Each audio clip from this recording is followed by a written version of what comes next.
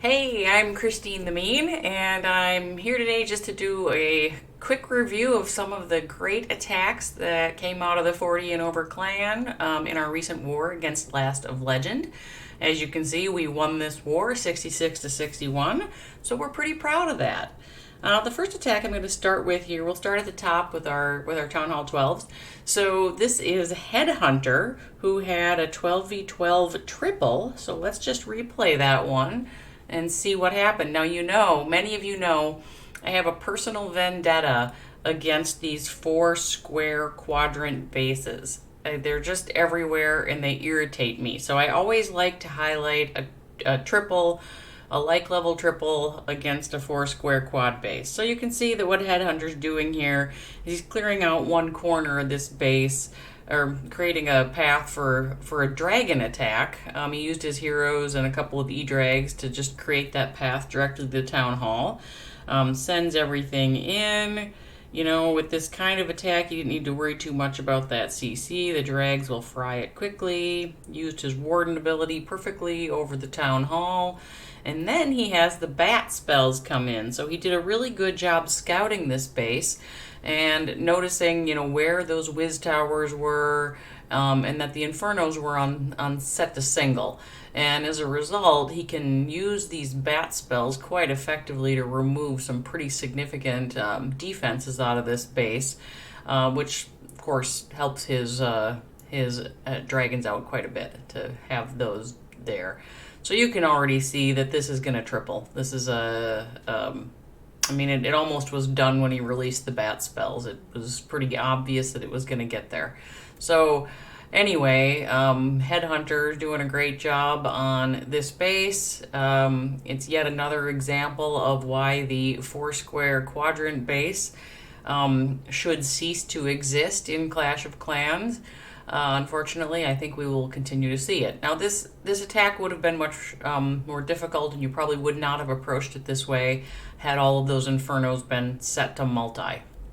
That would have been a much more like the bat spell is a more difficult deployment, and you need more freeze when you've got the inferno set to multi. But having those infernos set to single on a quadrant base, it's just a matter of which of your whiz towers are you going to take out with your main push, and which ones are you going to freeze and bat spell. So anyway, good scouting by Headhunter to catch this.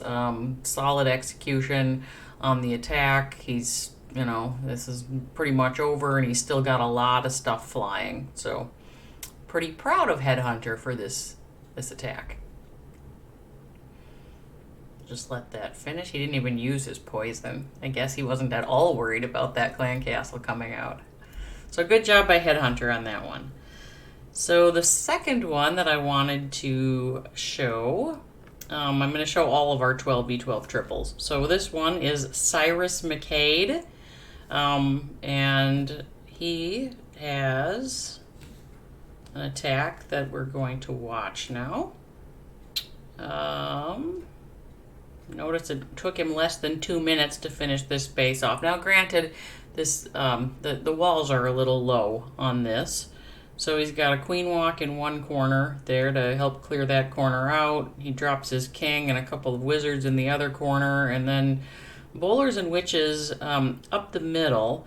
Kind of an imperfect funnel, but that's probably ultimately helps him on this base because there's so much stuff on the outside here that having some of the bowlers and witches go to the outside is good.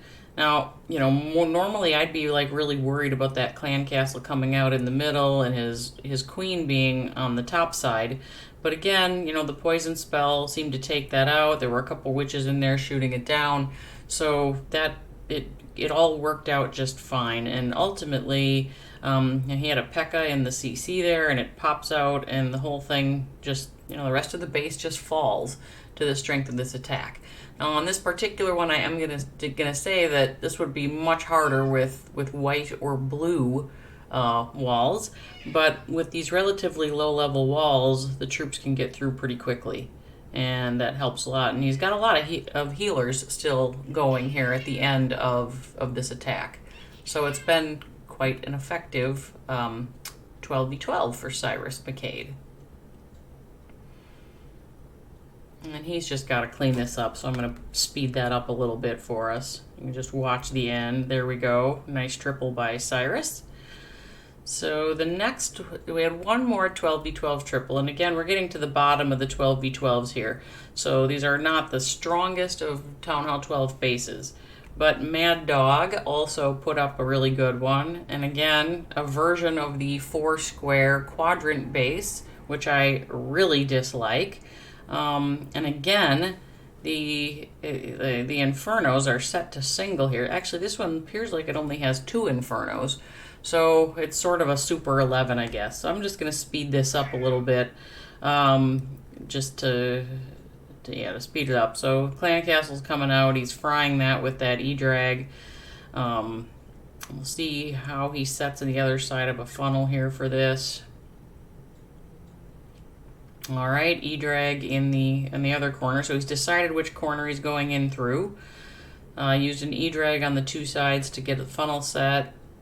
Sends the other troops in. It's a combination of, the P.E.K.K.A.s and healers. So this is really a version of a P.E.K.K.A. Bobat, because he's got the bat spells lined up there again.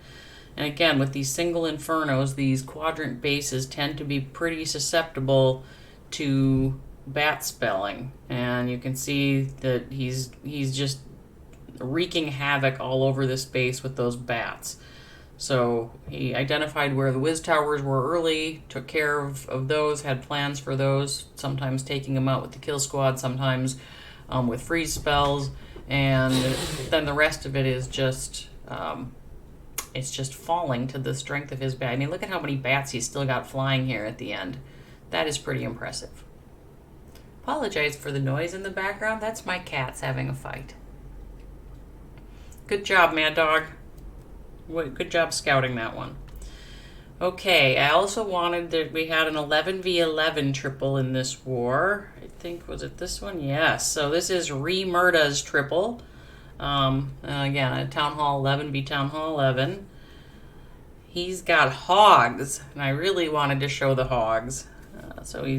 This was not a fresh, so he knew about these Teslas in the corner. He had a plan, drop some loons in those corners just to take care of those Teslas, and is then making a funnel with some E-drags here. Bringing in that wrecker, along with a bowler. He's just sort of clearing the stuff out to make sure that his kill squad goes where he needs it to go. He's heading in towards the eagle and the queen. The clan castle's coming out, but he's got his heroes there. Moves in. Eagle goes down, queen goes down. Takes takes a hot few seconds to get that clan castle down. And you can see he starts hogging, and he sends the first sets in at this inferno with a heal right through it. Luckily healed past that giant bomb. He's still got a lot of kill squad up, so that jump spell that he used, it really funneled his kill squad over nicely. And all those troops now end up being mostly protected because there's just no defenses left after the hogs took them out. He's got 2 heals left and not so much base left.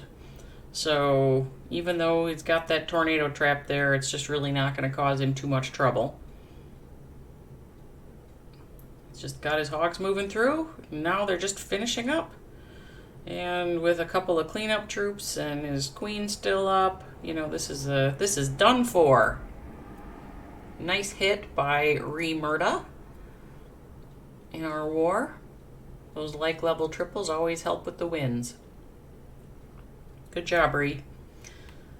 Alright, and then the last one, we had a 10v10 that I wanted to show. I think it was this one? No, this one. Here we go. So Pete has been in the clan for a while, and he has a special fondness for witch attacks. So let's see what he's doing here. Witches and healers on the 2 corners. So I guess we'd call that a witch walk. Golem and some bowlers up the middle, followed by his wrecker. and some wizards and the queen in there. So he's kind of got the witch walk going around the sides, everything else up the middle. Clan Castle comes out. He gets that poison down.